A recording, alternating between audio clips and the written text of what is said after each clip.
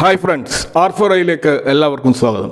തികച്ചും പ്രതികൂലമായ global and domestic quiz, അതിൻ്റെ ഇടയിൽ നിന്ന് എക്സ്പയറിഡ് ആയതുകൊണ്ടുള്ള ട്രേഡർമാർ അവരുടെ പൊസിഷൻ അഡ്ജസ്റ്റ് ചെയ്യുന്നതിൻ്റെ ഭാഗമായിട്ട് നടത്തിയിട്ടുള്ള പൊസിഷൻ ചേഞ്ചിങ്, അതുണ്ടാക്കിയിട്ടുള്ള കയറ്റിറക്കങ്ങളാണ് നമ്മൾ ഇന്ന് മാർക്കറ്റിൽ കണ്ടത്. അതുകൂടാതെയാണ് വീക്ക് റൂപ്പിയും ഗ്ലോബൽ ക്യൂസും ഒക്കെ മാർക്കറ്റ് ഫോൾ ആവാൻ കാരണമായിട്ടുള്ളത്. അപ്പോൾ ഇന്ന് നിഫ്റ്റി ഒരു ഗാപ്പ് ഡൗൺ ഓപ്പണിങ്ങിലൂടെ 25,951 ഓപ്പൺ ചെയ്തത്. അതുപോലെ 25,950 എന്നുള്ള ഹൈ വരെ പോയിരുന്നു, പക്ഷേ അവിടെ സസ്റ്റെയിൻ ചെയ്യാനായില്ല. പിന്നീട് മാർക്കറ്റ് 25,834 വരെ താഴോട്ടേക്ക് പോയതായിട്ടും കാണാം. ഒടുവിൽ 25,860 എന്ന ലെവലിൽ ക്ലോസ് ചെയ്തതായിട്ടാണ് നമ്മൾ കാണുന്നത്. പിന്നെ across sectors broad market cap വ്യത്യാസമില്ലാതെ തന്നെ റെഡിലാണ് ക്ലോസ് ചെയ്തത്. അവിടെ പിടിച്ചിരുന്നത് കൺസ്യൂമർ ഡ്യൂറബിൾസും മീഡിയ പോലെയുള്ള സെക്ടറുകൾ മാത്രമാണ്. നിഫ്റ്റിയുടെ ഒരു ചാർട്ട് നമ്മൾ നോക്കിക്കഴിഞ്ഞാൽ 20-ഡേ മൂവിംഗ് ആവറേജ് ബ്രേക്ക് ചെയ്ത് താഴോട്ടേക്ക് പോയിരിക്കുകയാണ്. ഇപ്പോൾ 50-ഡേ മൂവിംഗ് ആവറേജിനോട് അടുത്താണ് നിൽക്കുന്നത്. 25,700 ആ ഒരു ലെവലിൽ സസ്റ്റെയിൻ ചെയ്യാൻ കഴിഞ്ഞിട്ടില്ലെങ്കിൽ നിഫ്റ്റി തീർച്ചയായിട്ടും ഒരു ബിയറിഷ് ട്രെൻഡിലേക്ക് പോകാനുള്ള സാധ്യതയുള്ളത്. അങ്ങനെ ആകുമ്പോൾ 25,500 25,400 ലെവലുകളിലേക്കൊക്കെ പോകാനുള്ള സാധ്യത നിഫ്റ്റിയിലുണ്ട്. കൂടാതെ നമ്മൾ RSI നോക്കിക്കഴിഞ്ഞാൽ ഇപ്പോൾ ബിലോ 50 ലെവലിലാണ്. അത് സൂചിപ്പിക്കുന്നത് അതിൻ്റെ ബുള്ളിഷ് മൊമെന്റം നഷ്ടമായി എന്നുള്ളതാണ്. ഇനി എന്തെങ്കിലുമുള്ള ഒരു ട്രിഗർ പോയിന്റ് വരാതെ മാർക്കറ്റിന് മുന്നോട്ടേക്ക് കുതിക്കാനാവില്ല. അപ്പോൾ ഇന്നലെ പുറത്തു വന്ന ഇന്ത്യയുടെ എക്സ്പോർട്ട് ഇമ്പോർട്ട് ഡാറ്റ കുറച്ച് നല്ല ഡാറ്റയായിരുന്നു. കാരണം ഇപ്പോൾ റീസെൻ്റ് ആയിട്ടുള്ള ഒരു പെർഫോമൻസ് നമ്മൾ നോക്കിക്കഴിഞ്ഞാൽ ഏപ്രിൽ ടു നവംബർ വരെയുള്ള ഒരു എക്സ്പോർട്ട് ഡാറ്റ നോക്കുകയാണെങ്കിൽ കഴിഞ്ഞ വർഷത്തെ ഇതേ ക്വാർട്ടറിൽ അപേക്ഷിച്ചിട്ട് നമ്മൾ കാണുന്നത് 5.43% അപ്പായതായിട്ടാണ്. ഇപ്പോൾ മർക്കൻഡൈസ് എക്സ്പോർട്ട് 2.62% ഗ്രോത്ത് ആണുള്ളത്. ഇപ്പോൾ electronics, engineering goods, chemicals, textiles, pharmaceuticals ഈ മേഖലയിലൊക്കെ അറ്റ്ലീസ്റ്റ് 2% ഒരു ഗ്രോത്ത് ഉണ്ട്. ഇനി മന്ത് ഓൺ മന്ത് നോക്കുകയാണെങ്കിൽ ഒക്ടോബറിൽ മർക്കൻഡൈസ് എക്സ്പോർട്ട് 34.38 ആയിരുന്നു. അതിപ്പോൾ നവംബറിൽ 38.13 എന്നുള്ള ലെവലിലാണ് കാണുന്നത്. അതുപോലെ ഇമ്പോർട്ട് ആയാലും 76 നിന്ന് 62 ആയിട്ടും കുറഞ്ഞിട്ടുണ്ട്. അവിടെ ഒരു ട്രേഡ് ഡെഫിസിറ്റ് $, ബില്യണിൽ നമ്മൾ നോക്കുകയാണെങ്കിൽ 41.68 നിന്നും 24.53 ആയിട്ട് കുറഞ്ഞിട്ടുണ്ട്. അപ്പോൾ അത് ഒരു 5 months ലോ ആണ്. അതുപോലെ നമ്മൾ ഈ സർവീസ് സെഗ്മെന്റിലുള്ള എക്സ്പോർട്ട് ഇമ്പോർട്ട് നോക്കുകയാണെങ്കിൽ അവിടെ മന്ത് ഓൺ മന്തിൽ 17.9% ഒരു ഇടിവാണുള്ളത് ഇമ്പോർട്ടിൽ. അപ്പോൾ അവിടെയും ആ ഒരു ബാലൻസ് ഇപ്പോൾ 17.9 എന്നുള്ള ബാലൻസ് എക്സ്പോർട്ട് ഇമ്പോർട്ടുമായിട്ട് കമ്പയർ ചെയ്യുമ്പോൾ ഉണ്ടായിട്ടുണ്ട്. അപ്പോൾ മൊത്തത്തിൽ നോക്കുമ്പോൾ trade data, export import data വളരെ പോസിറ്റീവായിട്ടുള്ള ഒരു ട്രേഡ് ഡെഫിസിറ്റ് സിനാരിയോ ആണ് കാണിക്കുന്നത്. അപ്പോൾ അതിൻ്റെ അടിസ്ഥാനത്തിൽ തീർച്ചയായിട്ടും നമ്മുടെ റൂപ്പി ശക്തിപ്പെടേണ്ടതാണ്. പക്ഷേ അങ്ങനെ സംഭവിക്കാതെ നേരെ തിരിച്ചാണ് സംഭവിച്ചിട്ടുള്ളത്. റൂപ്പി ഇപ്പോൾ 91 എന്നുള്ള അതിൻ്റെ റെക്കോർഡിൽ ഇടിവിലേക്ക് പോയിരിക്കുകയാണ്. അപ്പോൾ ഇത് കൂടുതൽ ആശങ്ക ഉണ്ടാക്കുന്ന ഒരു കാര്യമാണ്.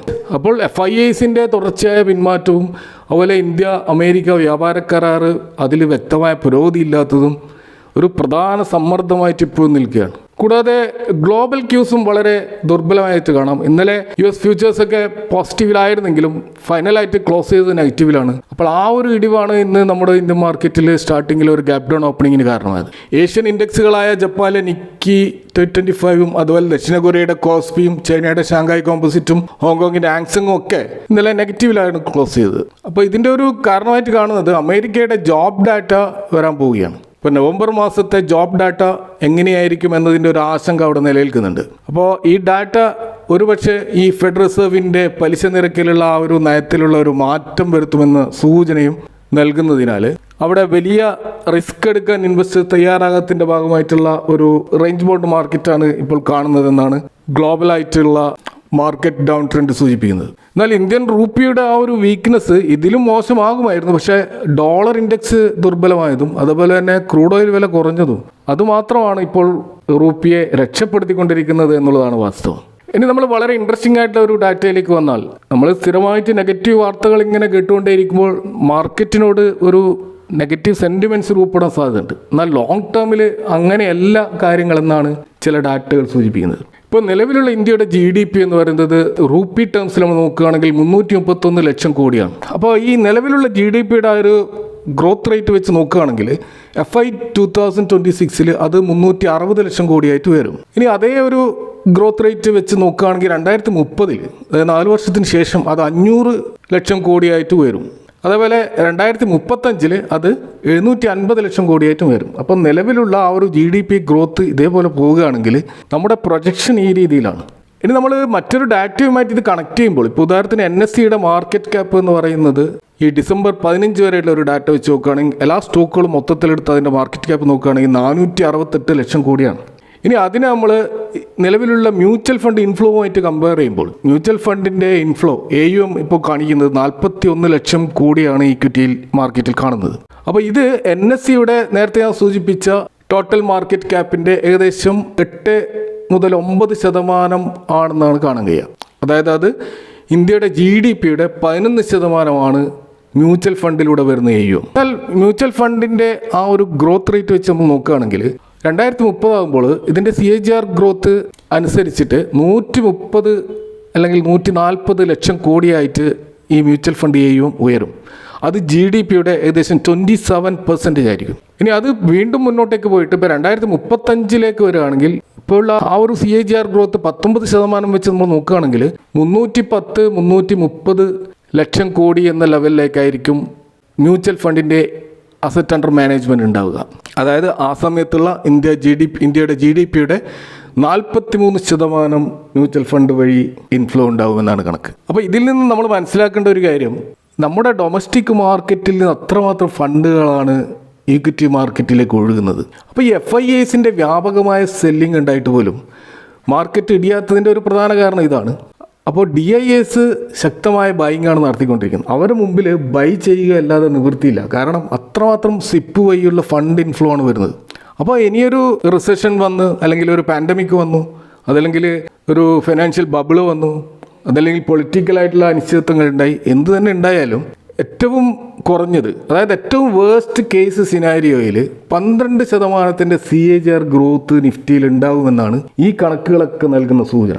അപ്പം നിലവിലുള്ള GDP ഗ്രോത്തും മാർക്കറ്റ് ക്യാപിറ്റലൈസേഷൻ ഗ്രോത്തും മ്യൂച്വൽ ഫണ്ടിൻ്റെ AUM ഗ്രോത്തും ഒക്കെ സൂചിപ്പിക്കുന്നത് ഈ രീതിയിലുള്ളൊരു പോസിറ്റീവ് ഔട്ട്ലുക്കാണ്. അതുകൊണ്ട് നിലവിലുള്ള ഈ ഒരു വോളറ്റിലിറ്റി നമ്മളൊരു ലോങ് ടേം മാർക്കറ്റ് പെർസ്പെക്റ്റീവിൽ നോക്കുകയാണെങ്കിൽ തികച്ചും താൽക്കാലികമാണെന്നാണ് കാണാൻ കഴിയുന്നത്.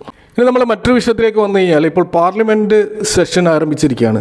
അവിടെ ഇൻഷുറൻസ് മേഖലയിലുള്ള ഒരു പ്രധാനപ്പെട്ട ഭേദഗതി അല്ലെങ്കിൽ ഒരു അമെൻഡ്മെൻറ്റ് ബില്ല് വരാൻ പോവുകയാണ്. ഇന്ന് ഫിനാൻസ് മിനിസ്റ്റർ നിർമ്മലാ സീതാരാമൻ അത് ലോക്സഭയിൽ ടേബിൾ വെച്ചിരിക്കുകയാണ്. അപ്പോൾ ഇത് നമ്മുടെ ഇൻഷുറൻസ് സെഗ്മെൻറ്റിൽ വലിയ തോതിലുള്ള ഒരു സ്ട്രക്ചറൽ ചേഞ്ചിന് കാരണമാകുമെന്നാണ് ഈ ബില്ലിലുള്ള ചില വ്യവസ്ഥകൾ നമുക്ക് കാണാൻ കഴിയുന്നത്. അപ്പോൾ അതിനുള്ളൊരു പ്രധാനപ്പെട്ട പ്രപ്പോസൽ, അതായത് സബ്കാ ബീമ സബ്കി രക്ഷ എന്ന് പറയുന്ന ഈ ഒരു അമെൻഡ്മെൻറ്റ് ബില്ല്, അവിടെ ഫോറിൻ ഡയറക്റ്റ് ഇൻവെസ്റ്റ്മെൻറ്റ് നിലവിലുള്ള 74% നിന്നും 100% ഉയർത്താനുള്ള ഒരു പ്രപ്പോസലാണ് ഏറ്റവും പ്രധാനമായിട്ടുള്ളത്. അപ്പോൾ ഗവൺമെൻറ് ചിന്തിക്കുന്നത് ഇത്തരമൊരു മൂവ് ഉണ്ടാവുകയാണെങ്കിൽ ലോങ് ടേം ഗ്ലോബൽ ക്യാപിറ്റൽ അത് ഇന്ത്യയിലേക്ക് ഒഴുകുമെന്നും നമ്മുടെ കോമ്പറ്റീഷൻ ഇംപ്രൂവ് ആകുമെന്നും അതുകൊണ്ട് തന്നെ പോളിസി ഹോൾഡേഴ്സിന് നല്ല സർവീസുകൾ കിട്ടാനുള്ള സാധ്യത ഉണ്ടെന്നുമാണ്. അപ്പോൾ ഗ്ലോബൽ സ്റ്റാൻഡേർഡുമായിട്ട് തട്ടിച്ചു നോക്കുമ്പോൾ നമ്മുടെ ഇൻഷുറൻസ് പെനിട്രേഷൻ വളരെ കുറവാണ്. 3% മാത്രമാണ് നിലവിലുള്ള നമ്മുടെ ഇൻഷുറൻസ് മേഖലയിലുള്ള കമ്പനികളുടെ പെനിട്രേഷൻ. അപ്പോൾ ഫോറിൻ ഇൻഫ്ലോ ശക്തമായിട്ട് വരുമ്പോൾ അവർ കൊണ്ടുവരുന്ന പുതിയ പ്രൊഡക്റ്റുകൾ, കൂടാതെ ഫോറിൻ സർവീസ് ക്വാളിറ്റി, ഇതൊക്കെ മൊത്തത്തിൽ നമ്മുടെ പോളിസി ഹോൾഡേഴ്സ് കൂടുതൽ പോളിസികൾ എടുക്കാനും അതുവഴി ഇൻഷുറൻസിൻ്റെ പെനിട്രേഷൻ കൂടുതൽ അർബൻ റൂറൽ വ്യത്യാസമില്ലാതെ പെനിട്രേറ്റ് ചെയ്യാനുള്ള ഒരു സാധ്യതയാണ് ഈ ഒരു ബില്ലിലൂടെ ഗവൺമെൻറ് ലക്ഷ്യം വെക്കുന്നത്. ഇതുകൂടാതെ ഇവിടെ LICക്ക് കൂടുതൽ ഓട്ടോണമി നൽകാനും ഈ ബില്ലിൽ വ്യവസ്ഥയുണ്ട്. നമുക്കറിയാം LIC ഇന്ത്യയിലെ ഒരു മൊണോപ്പൊളി ഇൻഷുറൻസ് കമ്പനി ആയിരുന്നു. പക്ഷെ അവിടെ ഗവൺമെൻറ്റിൻ്റെ ശക്തമായ നിയന്ത്രണം ഉണ്ടായിരുന്നു. അപ്പോൾ ആ ഒരു അവസ്ഥയിൽ നിന്നും കുറച്ചുകൂടി LICയെ റിലീസ് ചെയ്യാനാണ് ഗവൺമെൻറ് ഇപ്പോൾ ഉദ്ദേശിക്കുന്നത്. അപ്പോൾ അത്തരത്തിലുള്ള ഒരു നിയമങ്ങൾ വരുമ്പോൾ LICക്ക് അവരുടെ ബോർഡിന് ക്വിക്കായിട്ടുള്ള ഡിസിഷൻ എടുക്കാനും അതുപോലെ അവരുടെ അഡ്മിനിസ്ട്രേറ്റീവ് മാറ്റേഴ്സിൽ കൂടുതൽ എക്സ്പാൻഷനും അതുപോലെ പുതിയ ഇൻഷുറൻസ് പ്രൊഡക്റ്റുകൾ ഇറക്കാനുമുള്ള കൂടുതൽ സ്വാതന്ത്ര്യമാണ് LICക്ക് നൽകിയിരിക്കുന്നത്. ഇത് കൂടാതെ ഇൻഷുറൻസിൻ്റെ മൊത്തം സെഗ്മെൻറ്റിനെ റെഗുലേറ്റ് ചെയ്യുന്ന IRDAI എന്ന് പറയുന്ന റെഗുലേറ്ററി ബോഡിക്ക് കൂടുതലായിട്ടുള്ള പവർ നൽകാനും ഈ ഒരു ബില്ലിൽ വ്യവസ്ഥ ചെയ്യുന്നുണ്ട്. കൺസ്യൂമേഴ്സിന് കൂടുതൽ പ്രൊട്ടക്ഷൻ നൽകുന്ന രീതിയിലുള്ള അധികാരങ്ങൾ ഈ റെഗുലേറ്ററി അതോറിറ്റീസിന് കൊടുക്കുന്നത് കൊണ്ട് തന്നെ പോളിസി ഹോൾഡേഴ്സിന് കൂടുതൽ നല്ല സർവീസ് കിട്ടാനുള്ള സാധ്യതയാണ് ഈ ബില്ലിലൂടെ ലക്ഷ്യം വെക്കുന്നത്. ഏതായാലും ഈ ബില്ല് പാർലമെൻറ്റ് മേശപ്പുറത്ത് വെച്ചിട്ടേ ഉള്ളൂ. സ്വാഭാവികമായിട്ടും ഇതിൽ ധാരാളം വിമർശനങ്ങൾ ഉണ്ടാകാം. പ്രത്യേകിച്ച് ഫോറിൻ ഡയറക്റ്റ് ഇൻവെസ്റ്റ്മെൻറ്റ് ഭരണപക്ഷവും പ്രതിപക്ഷവും തമ്മിലുള്ള ഹീറ്റഡ് ആയിട്ടുള്ള ഡിബേറ്റിന് കാരണമായേക്കാം. ഇപ്പോൾ ഫൈനലായിട്ട് ബില്ലിൻ്റെ ഔട്ട്കം എന്തായിരിക്കുമെന്ന് നമുക്ക് പാസ്സായതിനു ശേഷം മാത്രമേ പറയാൻ കഴിയുള്ളൂ. ഇതുകൂടാതെ മറ്റൊരു ബില്ലും കൂടി സെൻട്രൽ ഗവൺമെൻറ് ഈ ഡിസംബർ 15 ഇൻട്രൊഡ്യൂസ് ചെയ്യാൻ പോകുന്നുണ്ട്. അത് ശാന്തി ബില്ലാണ്. അപ്പോൾ ഇവിടെ പ്രൈവറ്റ് സെക്ടർ മേഖലയിലുള്ള പവർ കമ്പനികൾക്ക്, അത് ഇന്ത്യയിൽ നിന്നുള്ള കമ്പനികളാകട്ടെ ഫോറിൻ കമ്പനികളാകട്ടെ, അവർക്ക് ന്യൂക്ലിയർ റിയാക്ടറുകൾ ഉപയോഗിച്ചുകൊണ്ടുള്ള വൈദ്യുതി പ്രൊഡ്യൂസ് ചെയ്യാനുള്ള അധികാരം നൽകുന്ന ഒരു ബില്ലാണ്. അപ്പോൾ നിലവിൽ ഇന്ത്യയിലെ ന്യൂക്ലിയർ ബില്ല് അത് ആറ്റോമിക് എനർജി ആക്ട് 1962 ബേസിലാണ് മുന്നോട്ട് പോകുന്നത്. അതിനെ മാറ്റിക്കൊണ്ട് പ്രൈവറ്റ് ഫോറിൻ പാർട്ടിസിപ്പേഷൻ അനുവദിച്ചുകൊണ്ടുള്ള ഒരു ന്യൂക്ലിയർ ബില്ല് എന്ന് പറയുമ്പോൾ അതിൻ്റെ പേര് ഇവിടെ കൊടുത്തിട്ടുള്ളത് sustainable harnessing and advancement of nuclear energy four transforming India. അതിൻ്റെ ഷോർട്ട് ഫോമാണ് ശാന്തി എന്ന് പറയുന്ന ഈ ഒരു ബില്ലിൻ്റെ പേര് വന്നിട്ടുള്ളത്. അപ്പോൾ ഇന്ത്യയിലെ ന്യൂക്ലിയർ പവർ കോർപ്പറേഷൻ്റെ മൊണോപ്പൊളി അവസാനിപ്പിച്ചുകൊണ്ടുള്ള ഒരു ബില്ലാണിത്. അപ്പോൾ ഈ ബില്ലിൽ ധാരാളം വ്യവസ്ഥകൾ ഈ പറയുന്ന പ്രൈവറ്റ് ഫോറിൻ കമ്പനികൾക്ക് നിശ്ചയിച്ചിട്ടുണ്ട്.